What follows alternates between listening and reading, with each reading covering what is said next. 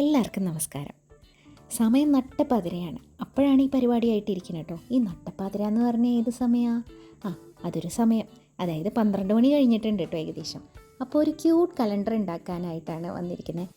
October മാസമായല്ലോ, അപ്പോൾ അതിൻ്റെ ഒരു തീമിൽ ചെയ്യാം. ഇതൊരു ലൈനർ പെന്നാണ്, ഇത് ആമസോണിൽ നിന്ന് വാങ്ങിച്ചാണ്. ഇതെനിക്ക് ഇഷ്ടമായി. അപ്പോൾ ഇത് വെച്ച് എന്തെങ്കിലുമൊക്കെ ചെയ്യണം, അതാണ് എൻ്റെ ലക്ഷ്യം. അപ്പോൾ വരയ്ക്കാനറിയാത്തവർ ആദ്യം പെൻസിലെടുക്കുക, എന്നെപ്പോലെ ഇങ്ങനെ ഒരു ഔട്ട്ലൈൻ ഇട്ട് തുടങ്ങുക. ഇനി ഡിസൈനാണെങ്കിൽ ഗൂഗിളിൽ പോയി സെർച്ച് ചെയ്യുക, ഏതെങ്കിലും ഇഷ്ടപ്പെട്ട ഡിസൈനൊക്കെ ഒന്നുകൂടെ ക്ലബ് ചെയ്തിട്ട് നമ്മുടേതായ രീതിക്ക് അങ്ങോട്ട് വരയ്ക്കുക.